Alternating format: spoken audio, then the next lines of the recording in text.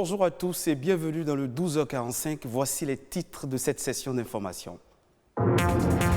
Se laver les mains, porter un masque, bien désinfecter les surfaces à risque, respecter la distanciation sociale face à la pandémie de coronavirus. Comment se comporte le personnel médical dans les hôpitaux?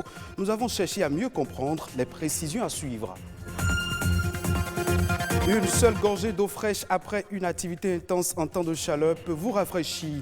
Mais attention, elle peut s'avérer dangereuse pour la santé. La consommation d'eau glacée serait la cause de plusieurs pathologies. La cartographie des risques, un outil de prévention des goulots d'étranglement d'une entreprise, c'est un réflexe inexistant chez les promoteurs d'entreprises, pourtant indispensable dans la survie des entreprises.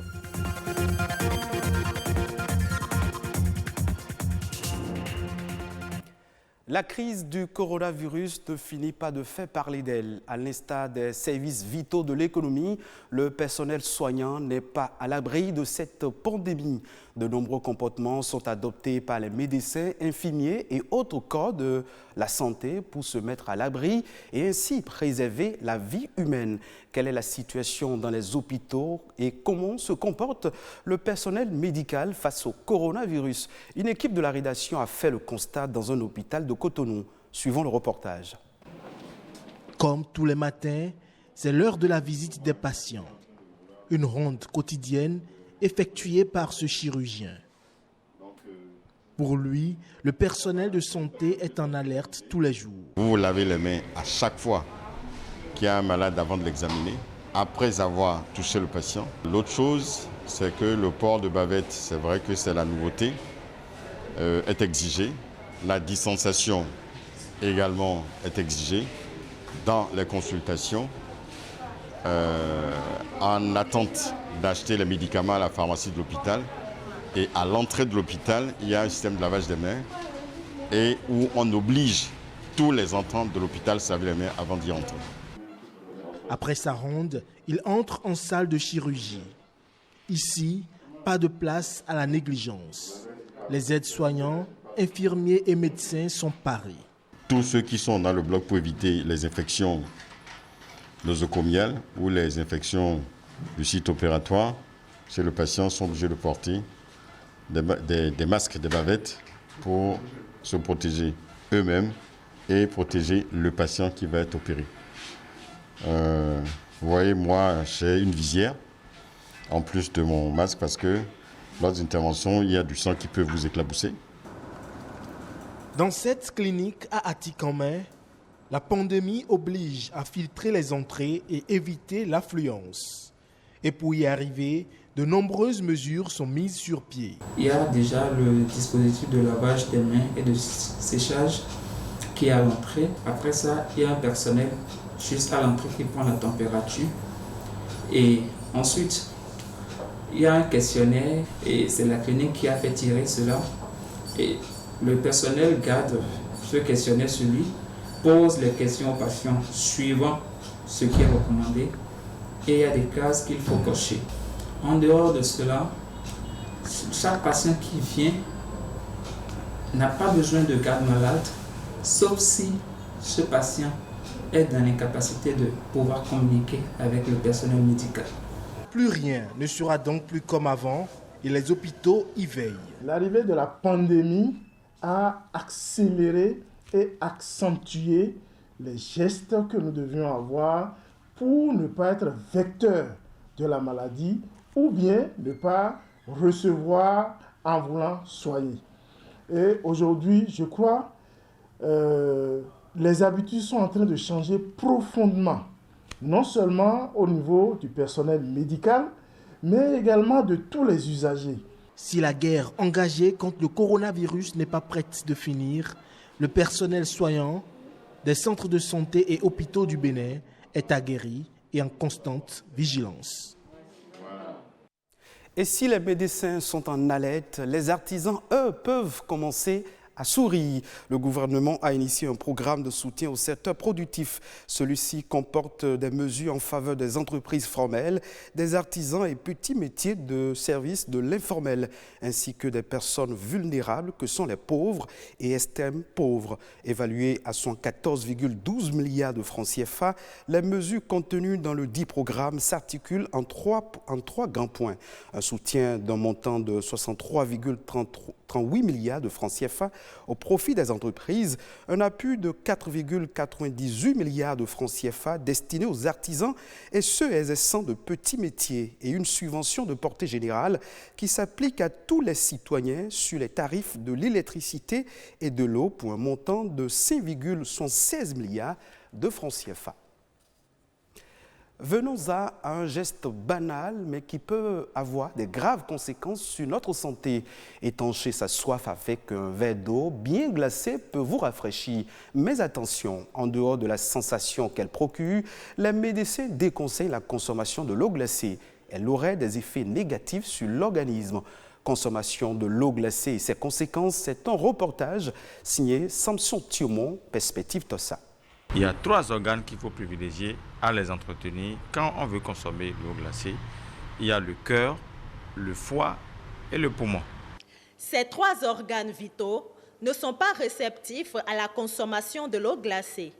Pourtant, l'eau glacée est très désirée par bon nombre de Béninois, surtout après une journée mouvementée. Quand il fait chaud, nous prenons de l'eau glacée. Quand on a soif, l'eau glacée nous désaltère et on se retrouve mieux. Il paraît qu'elle n'est pas bonne, mais on sent une fraîcheur quand on la consomme.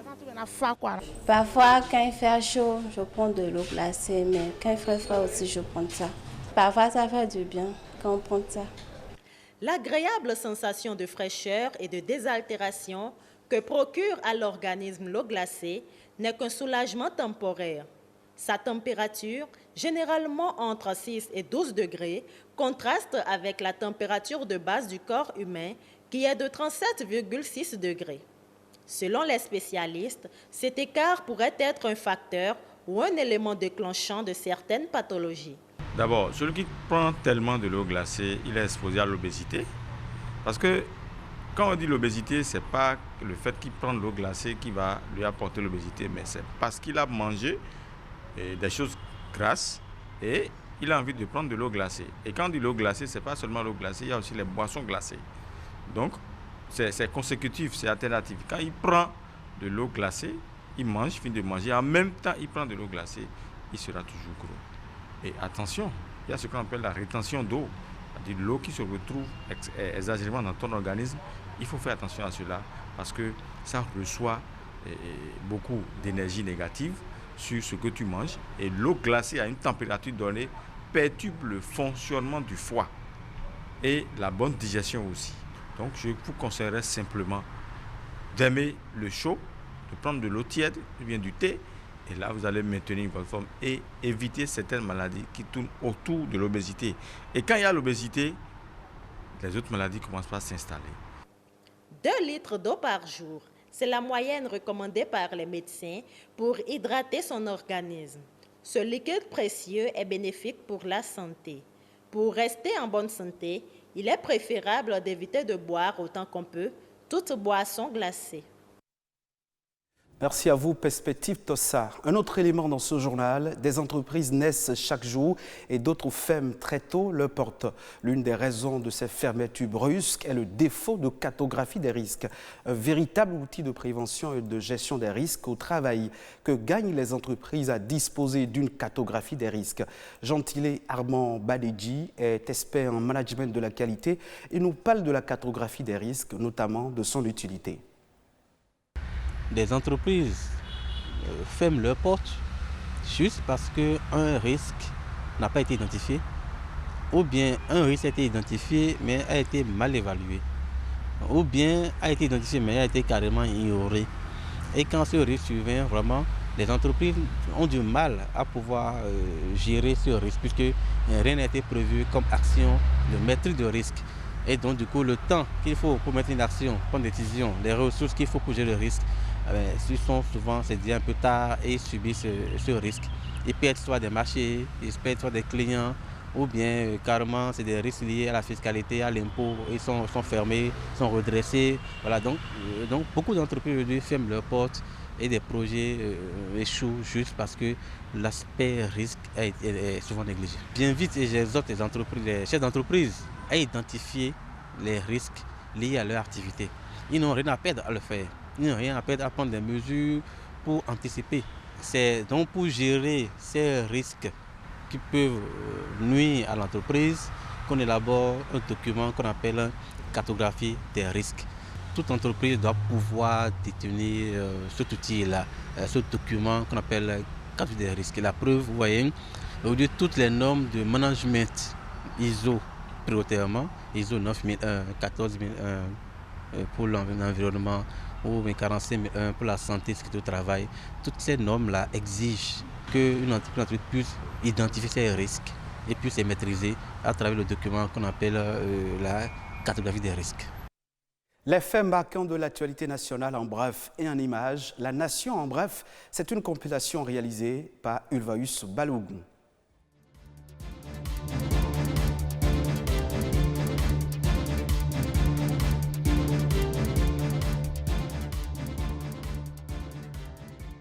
« 5131 entreprises ont été créées au Bénin durant le premier semestre de l'année 2020 grâce à la plateforme de création d'entreprises en ligne www.monentreprise.bj. Selon les statistiques affichées sur la plateforme, les 5131 entreprises ont été créées du 1er janvier au 8 juin 2020. Le département du littoral totalise 4424 nouvelles entreprises et 395 entreprises ont été enregistrées dans le département de l'Atlantique contre 312 dans l'OMI. Parmi les 5131 entreprises créées en ligne, 4282 sont de type établissement, 783 de type société et 66 personnes se sont déclarées comme étant des entrepreneurs. Des statistiques qui révèlent aussi que 66,3% des créateurs d'entreprises sont des hommes contre 33,7% pour les femmes.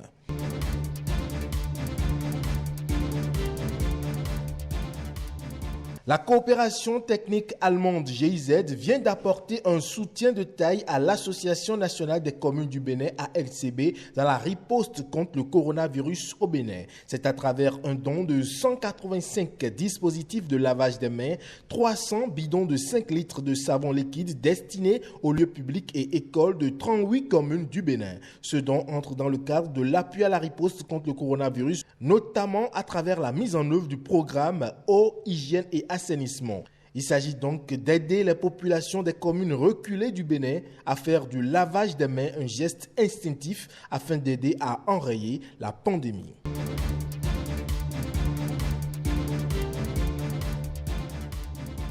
Les acteurs de l'élevage de poissons en eau douce, saumâtre ou salée au Bénin, réalisent des exploits. Au cours de l'année 2019, le Bénin a produit 88 500 tonnes de poissons contre 71 000 tonnes en 2018, soit un accroissement d'environ 24,7%. L'annonce a été faite par le ministre de l'Agriculture, Gaston Dossoui, lors du lancement de la campagne agricole 2020-2021. D'après lui, des actions d'assainissement et de réhabilitation des plans d'eau et d'appui au développement de la pisciculture sont en cours afin de maintenir le niveau de la production.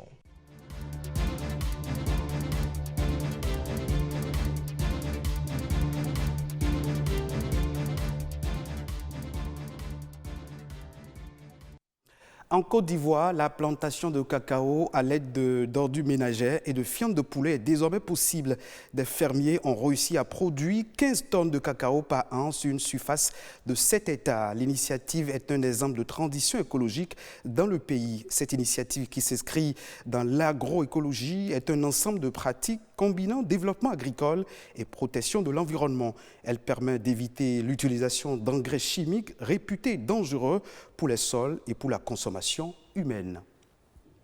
C'est la fin de cette session d'information. Merci de votre attention. Vous pouvez suivre le journal sur le site de l'ORTB, www.ortb.bj.